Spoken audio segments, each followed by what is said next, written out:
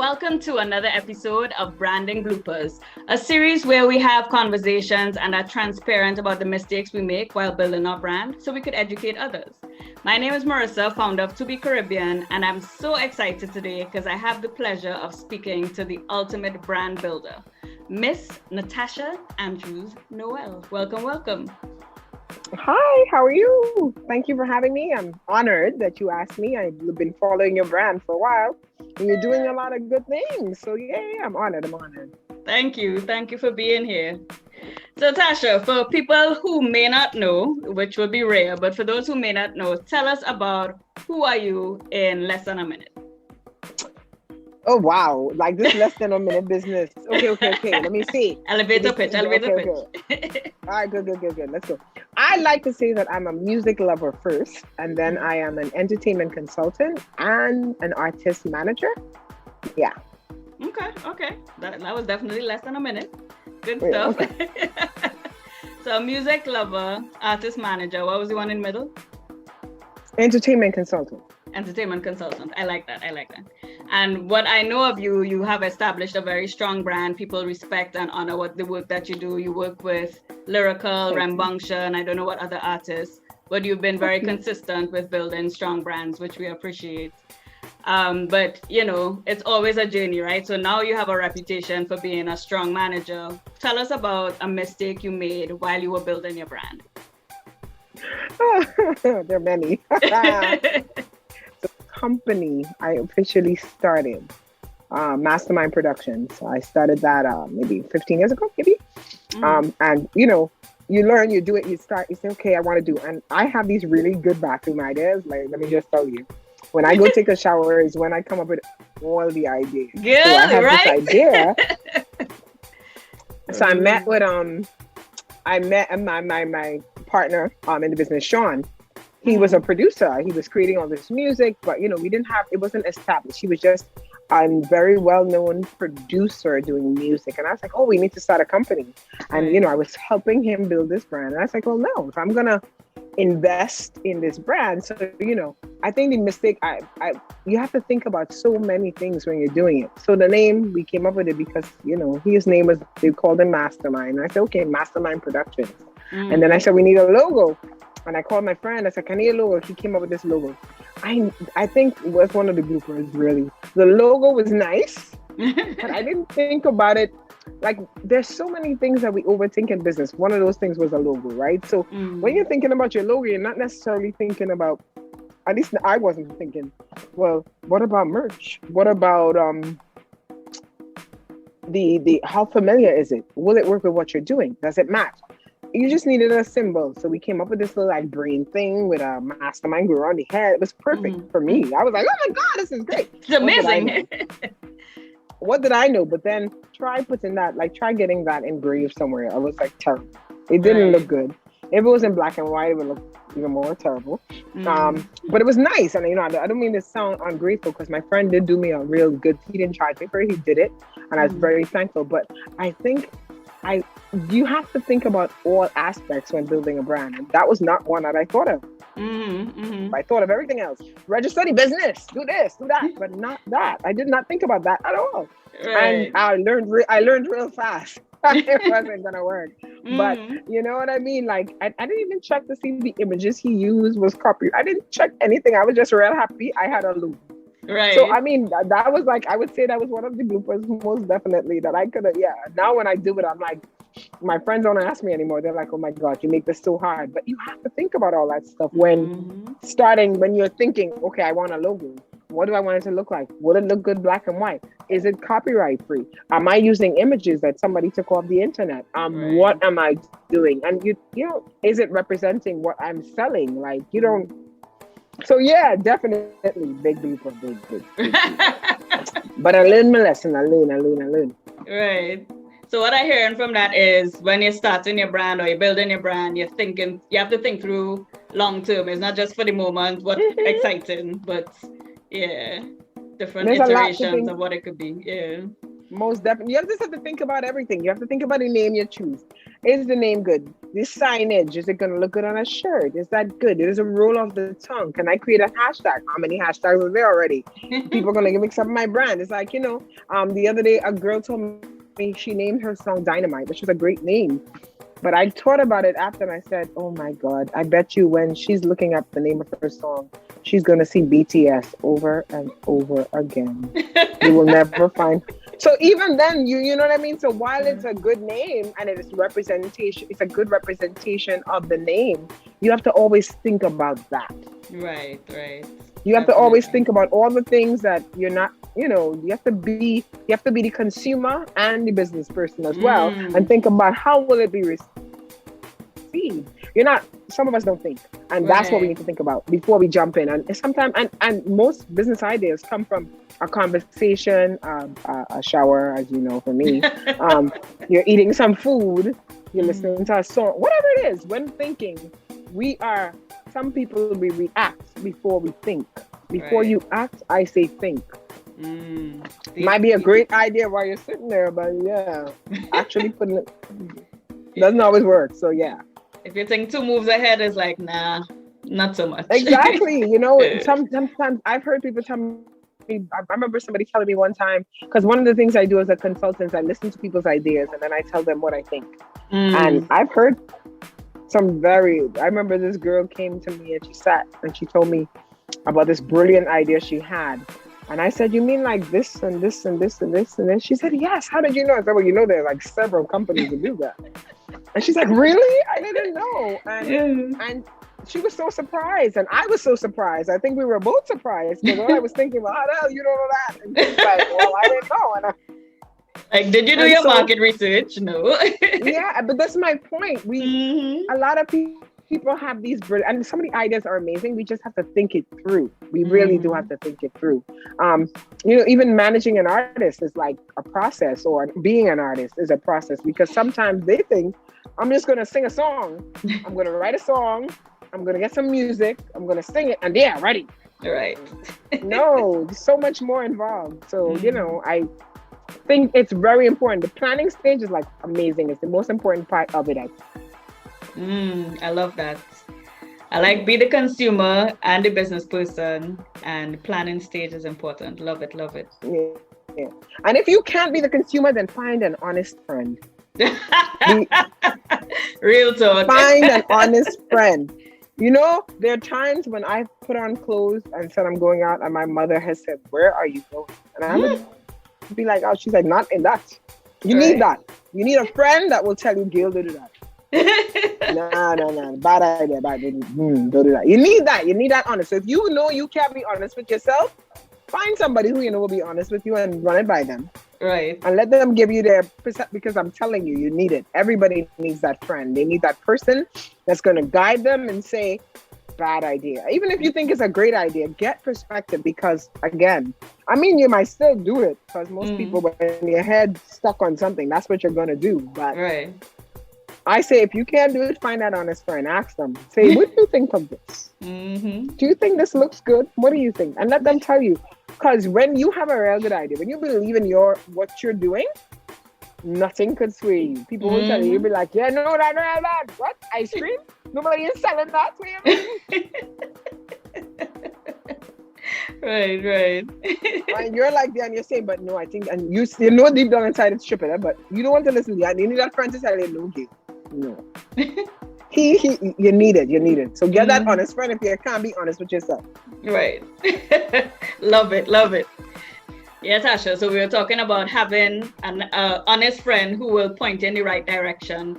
And I know on that topic, like having just honest feedback in general, I know you caught my attention recently in a Clubhouse discussion, right? Because you were talking about learning your craft in the beginning and reaching out to different people to get feedback on how you could be better at your craft. And you got some honest feedback on what is the best route to go. So could you share some of that with us, like how you got started and how you learned to master your craft and et cetera, et cetera? So I got started in the music business on the whole. I always, like I said, the reason I said when you asked me about my thing about being a lover of music, I think that's what started me. I always loved music. right? And then the culture, wanting to get involved in my culture, especially after moving to the US, you feel so removed from it. It was something that I took for granted when I lived in Trinidad because I stayed there for, all of my childhood life. I grew up there. But I never was involved in the culture like I was until I came here. And then I got here and there was this sense of pride that Caribbean Americans have, that they're so like culture driven. It's like this strong need to belong. And I started feeling like, well, what the hell am I doing? I want to get involved. So, music was always the thing. My first thing was mass, actually. So used to have a band here called Hawks International. And so I met this man named Mitch. I went to Allen's Bakery on North Shore and I met this man named Mitch. And Mitch was making mass bands like right opposite the bakery in a store. And I was like, I want to learn how to make mass. Now you have to understand that I grew up a 7-day Adventist. I never played mass. I never did jubilee. I never did any of that. So yeah. My father was not trying to hear that. So yeah, we went to camp. Right. We went to camp. So I went in and I was like, this man is making mass. This is my opportunity. So I went in and I learned to make mass. I learned, and it was a great experience. And then he said to me, well, you can make your own individual costume for the road. So my mom and my sisters, they were living here before me. They played mass and I got to make myself. I think I was a gigantic orange butterfly or something. So I don't know. But anyway. Sounds amazing. I did it. But it was nice to it was my first time ever playing mass in Brooklyn at Labor Day. And I remember putting it on and there was this pride that came with it. So then I did it, but being the background person that I am, like I like to be in the background doing the work. I'm not much of a limelight thing. Go on the road, yeah, not me. So I did it, and when I was done with the Parkway, mind you, that was just. I said, "So we done? What happens next?" Like, well, we're done.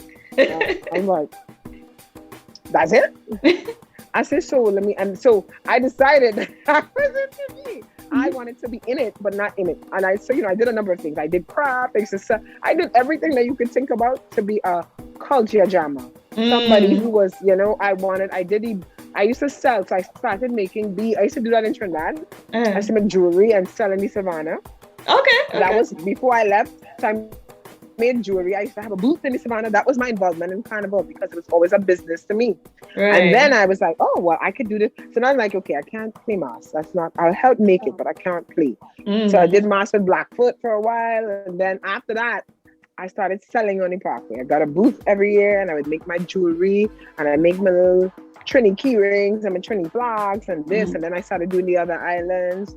Then, I wanted to branch out. I was like, listen to me. Hello. It was business. It was big business. Right. So I started making, I don't know if you remember, they had those big plastic, big flags that they would wear. The Puerto Rican Day Parade used to have it. So I started doing that for every country. And then I decided to expand my business. So I went to the mall and there was a place called Proud to Be From, owned by a man from India.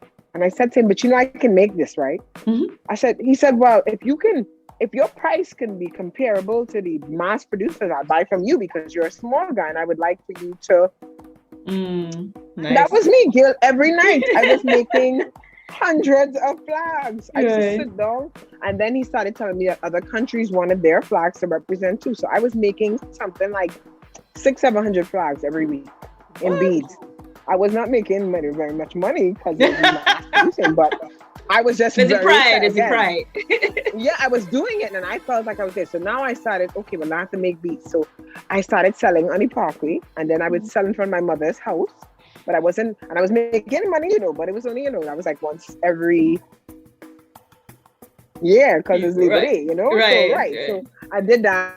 And then I tell you, everything that there was, I got involved in the culture very late, but I wanted to do it all. So trust me when I say I did it. Right. So I did the beads and then I would sell. And then where did I go? I started the job that I have now. And then I remember this guy calling me. He met me doing, the mass and whatever. And he said, I'm working with this band and I need somebody who could write. And I hear you could write. I said, yeah, well, when I'm in the mood. He's like, well, I want you to come and help me market. So I went to the Arc, the club in Brooklyn, and I met the band, Cloud9. And I knew the guys, these singers and the guys, because they were around. They were people that used to party and do this and do that. So I met them. And So he said, yeah, I want you to write some articles. We want to market them. I'm managing this girl in the band, Ginger. And Ginger had a voice on her. Like she was, I was like, wow, okay. And so we started marketing and, it was fun. It was fun. I was like writing the articles, helping them, looking for opportunities for them. And then, it branched out a little bit more. And then those guys kind of parted ways with the band. And the band was like, well, Tash, you've been here. Would you want to manage us? And I was like, oh, sure, sorry, I'm moving. And I did. And then I was like, but I know nothing about managing. I didn't know anything about articles either. But, so 1 year we had this but I mean, I never turned away from an opportunity. So 1 year, that year they were giving a lot of troubles for visas. And Marshall was supposed to perform at the Arc. And his band didn't get their visas in time. So he came. And one of his other guys came, but the rest of the band. So they decided they would give Cloud9 a shot to back Marshall. And it was such a huge opportunity for them because, these are young. Let me tell you, they were young guys. The band itself, not the singers were older, but the band were young, like talking late teens, early 20s. Right. And this was like, coming from what I liked about them, most of them, I'm trying to think if any of them were born Trinis. None of them. I think they were all born here. Their parents were all Trinidadian. Right. But this was the biggest opportunity for them as musicians. When you think about a band that you look at, it's ecstatic, right? Like you're growing up, that is the band, like the band and also they were the youngest band at the time because you had the Chandelier, but they were older, and now you're looking at ecstatic. So Marshall is coming, and you're getting to back him. And you hear all these horror stories about Marshall. So that Marshall's mom and the engineer, they came, and Marshall grilled them. But it was a great. Let me tell you, the experience was nothing I've ever seen. He made them go over and over, and I think they learned. They grew that night. That night of rehearsal, they rehearsed. And what I liked, he was there and he was singing. It wasn't like send him a guy, he would tell them. No, he came and he worked with them and he sang and they did it. And no matter what, and they were patient. He wasn't. He actually was pretty cool. He wasn't rude. He was very nice, and it was a learning experience for them. And while they're watching them, sing over and over and over again, I saw Liz in the hallway, and I said to her, I'm new at this. Tell me what to do. And she gave me the name of some books. She said, I want you to read those books and learn them. Because the one thing that I liked what she said, she didn't say this, but she didn't give me a Trini manual or a Caribbean manual.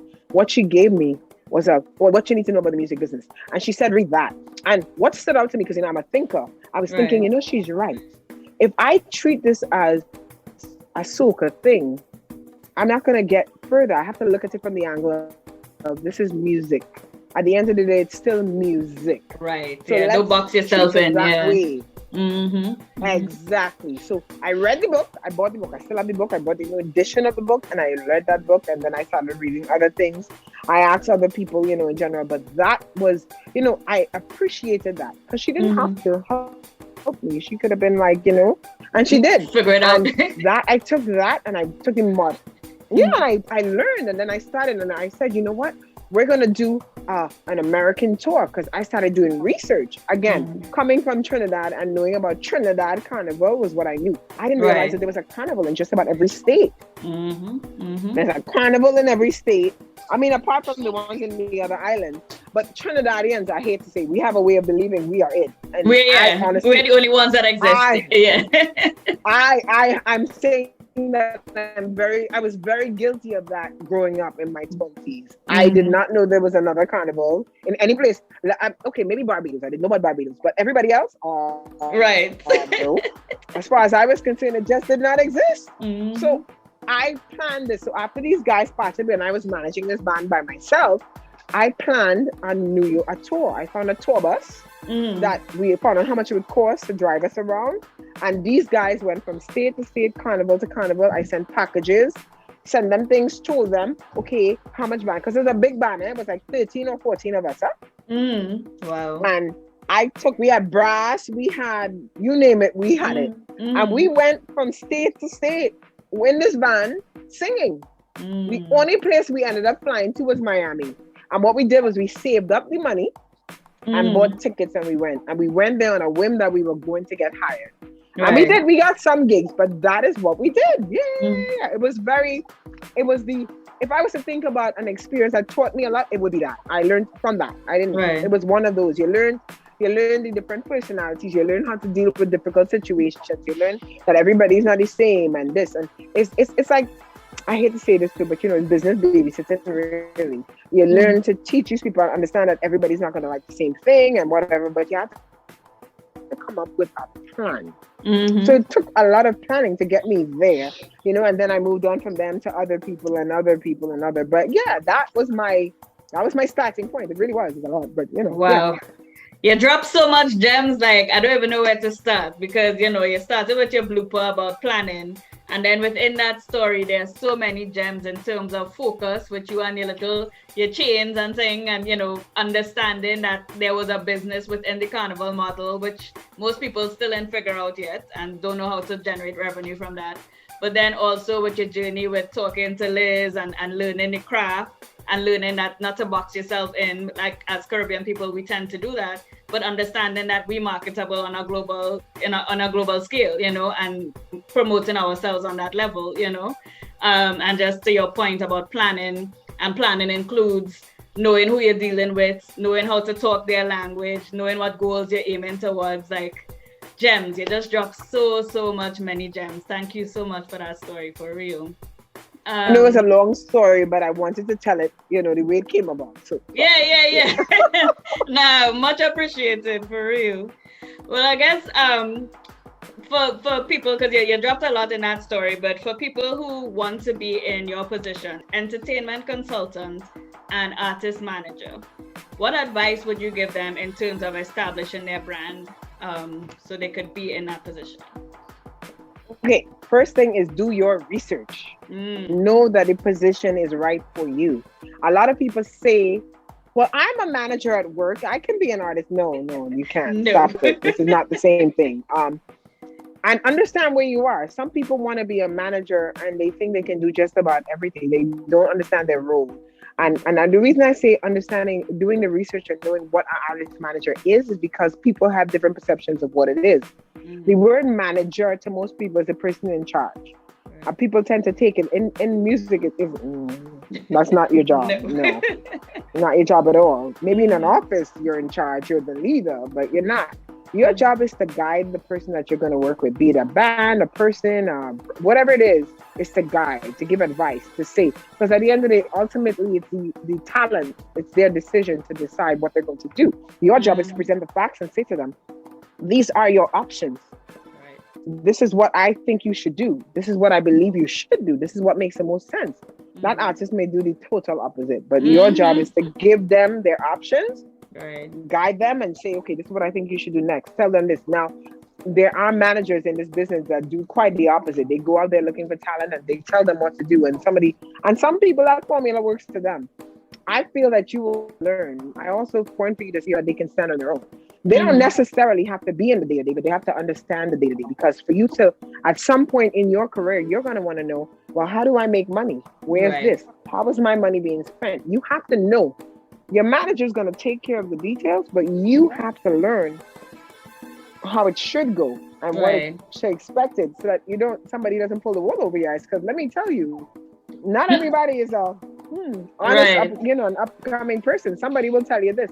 And at the end of the day, you have to know what questions to ask. So your manager guides you and teaches you, and you grow with them. Me personally, very rare do I work with established acts. I like the new ones. I like the ones that I can grow with and they can grow with me and learn. Because I feel like those are the most teachable ones. When you've established, when you've experienced success, you don't really want to hear anything. You feel you reach. So I like to work with the up and coming because I feel like those are the ones that need. So if you're gonna be an entertainment consultant, learn the craft. Learn it from all angles. Learn what it requires to be a manager. Learn the music business. Learn how it works in writing lyrics, producing lyrics. You don't have to be a writer and a producer to know how it works, because that's your job. Right. Do research, stay on top of it. You can't want to be a manager and not be. I don't like social media, to be truthfully honest. Mm-hmm. I do it because it works for business. I saw the Right. value. When I Mm-hmm. remember there was back then when I joined Facebook and they told me, well, you know, Facebook is only for this kind of student and you have to be this person or whatever. I was like, well, I'm not joining that. But then I understood why people did it. And then I Mm-hmm. understood the value, so I joined it. And then I didn't want to join Instagram either. And I said, Right. you know, but I have to do it. So now I just join all of them. I'm on everything. I'm even on TikTok. Clubhouse, I'm TikTok, here. everything. Yeah, because there's Mm-hmm. always an opportunity to Mm-hmm. grow and learn. So I feel like if you're going to do it, grow Mm-hmm. and learn. Right. One thing I love, like with us working on projects in the past, is that you have your head wrapped around the business side of it, the business side of entertainment, which I think is something a lot of artists lose depending on who they're working with. So tell us a little bit about where that passion came from, like that passion for managing the business side of entertainment. Okay. The passion came from just wanting to have my own business for my whole entire life. I I used to sell everything. We used to have, Moco in Trinidad. We Yeah, had a yeah. tree in Trinidad. I Mm. used to sell all. I would have a stall in front of the yard. I would sell all. I've tried to sell my sneakers, my mother's bread. I've tried everything. So from a child, I have wanted to have my own business, to own a gas station. I've always wanted to work there. They would hold, in Trinidad, you go to the gas station, they had the big wad of money Right, and they would right. pump the gas. So I was like, well, that looks like an easy job. He didn't have to think. I wanted that job. So I've always wanted to have my own business. And that's the truth, right? I've never wanted to do anything else.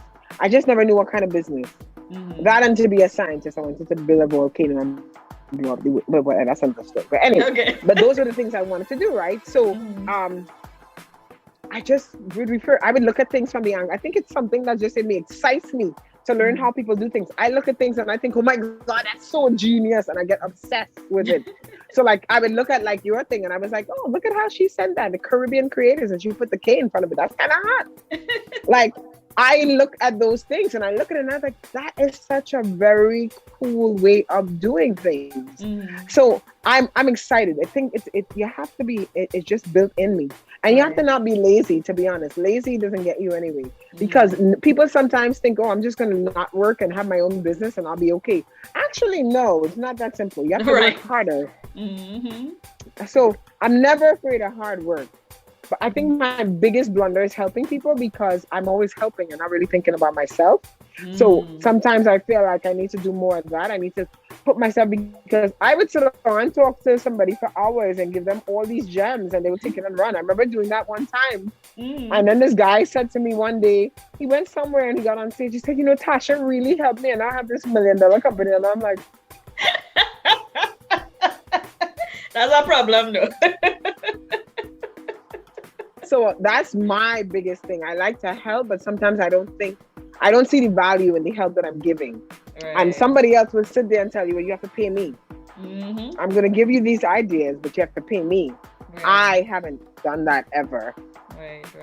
So I need to be better with that. That's like my biggest excited. I like to see things grow as well. I feel like that's one of the best and most fulfilling things in life, to watch something that you've taken and blossom into something big. I'm sure when you started your company, it was nice to see where you've gotten, because I'm so impressed with you, Marissa. I can't tell you. Well, I'm very, very impressed with you. And what you have done. Sorry about the phone. I just can't get to stop it. I apologize. But I'm very impressed with what you have done with your brand. Because I remember meeting you years ago and I was like, oh, and now I see, I'm like, well, check her out. I'm so impressed. And when one day somebody told me about you, I was talking and somebody brought your name up. But they didn't say your full name, right? And they said Marissa. And I was like, Marissa who? I said, oh no, she has this thing, the business, and they called the name of your business. I was like, oh, Marissa, I knew Marissa. But it was nice.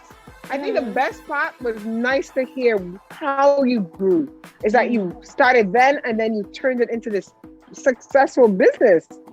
That's like the best thing ever. I don't know. I applaud you for that, because it's one of the toughest thing in the business is to keep going. Right. You were going to meet so many things that are going to shut you down and make you feel like this is a bad idea.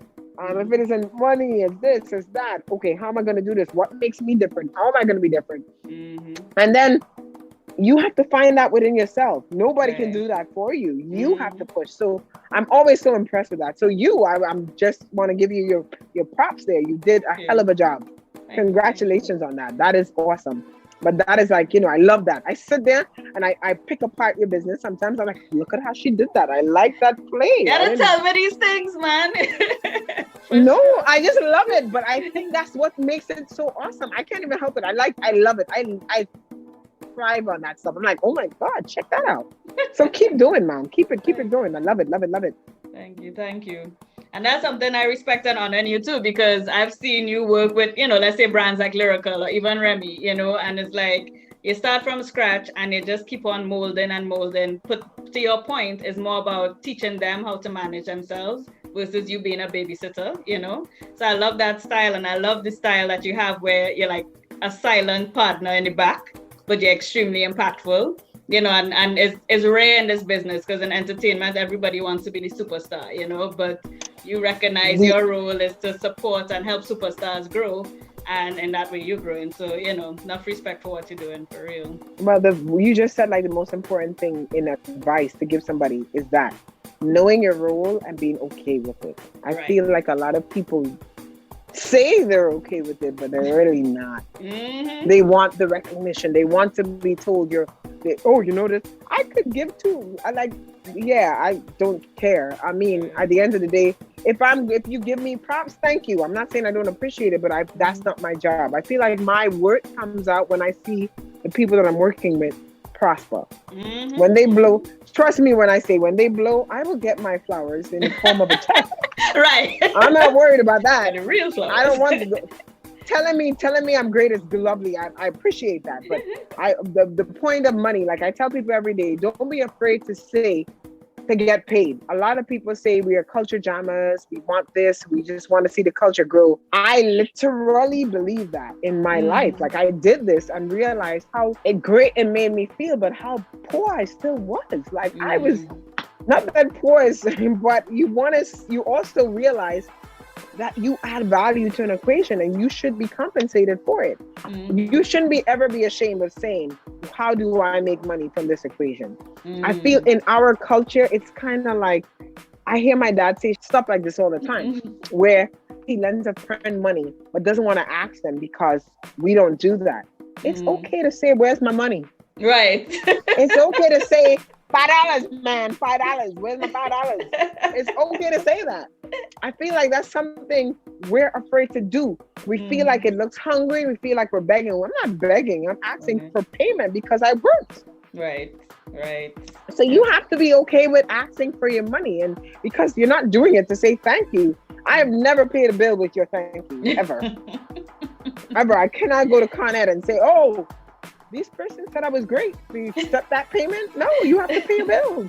Right. So never be afraid to ask for it. I feel too many times I run into people who say, I'm doing this job, but I'm not making any money, or I've been investing in this thing, but I don't know how I'm going to make the money. And let me tell you, a lot of people believe that that's what a manager is, to spend. That is not your job at all. Right. You hold a different hat when you start spending money. Right. And you have to also be okay and upfront to work out those details about when you spend the money, how you make it back. Most of the big labels invest in their artists. You read a lot. People say things like, oh my God, you didn't see how they did this guy. Look at him. He was all over the place singing and he didn't make no money. What, did he? You don't know the story. Right. You look at them and say, what that person lacked wasn't that somebody robbed him. They lacked the knowledge of the business. So I remember reading stories about, this guy got a record deal and the first thing he did was bought his mama a house and he bought a nice fancy car and he bought this. Yeah, okay, that's great. But let's talk about who's paying for that. Don't ever believe that when you as the artist singing or doing whatever, that they just gave you this because you're great. Right. You're paying for it. Exactly. You're paying for it. When and they also have to be realistic about what goes into putting out a record or managing an artist. The limos that pull up the first class seats that you want. All these things cost, and they do not come out of the label's pocket ever. It's your pocket. Mm-hmm. Best believe. So T.I. has a clip on that just keeps it real. He's like, it's just a loan. They're not giving you money just for giving your sake, you know? They don't, nobody likes you that much. Nobody. Right. Nobody likes you that much. So people need to understand that. And in our business, because we're not there yet, I feel like that's one of the biggest misconceptions. I've heard artists tell me, I need somebody who's going to spend money and help me do this and whatever. I'm like, you understand that people don't just spend money? Right. They also recoup that money. There's no favors here. There's no, what is wrong with you? Free money does not exist. At all. Not even slightly. Right. Not even slightly. So people need to understand that. I feel like a lot of artists need to understand that. Where that money comes from. And then managing that money better. Because a lot of them want the fancy and the expensive, but they have to understand that, are you there yet? Right. Thank you. Yep. Yeah, you're not there yet. Relax. Relax. You're gonna get there. But yeah. The lifestyle don't match the money they make for sure. Yeah. The ones that want to go buy bottles but they can't afford a glass makes no sense. On that note, Tasha, I could talk to you whole night. This has been amazing, real talk. But for people who want to know more about you or follow you or get more information, how could they get in contact with you? Email me, Tashi Andrews, Tashy Andrews, ANDREWS @gmail. Or go on Instagram, same thing, Tashi Andrews @gmail. I'm working on the website, it's not there yet, but I just, again, didn't want to go into business, have a website, and just not sure what I was going to do with it. So I think I have a better idea now, so I'm working on it. Yeah. Exactly, for a change, because let me tell you, I can't tell you how many domain names I've had and how many websites. So now I want to do it, but I want to make sense. So I'm going to do it and make sense. So right. Okay. But yeah. All right. So Tashi Andrews, gmail.com, Tashi Andrews on Instagram. So this was another episode of Branding Bloopers, and we had the pleasure of speaking to Tashi Andrews. She's an entertainment consultant. She's an artist manager. She wears many hats. She's a music lover. She dropped so many gems. We can't even begin to thank you, Tasha. Thank you so much for your time, for being here, and for sharing your branding blooper with us.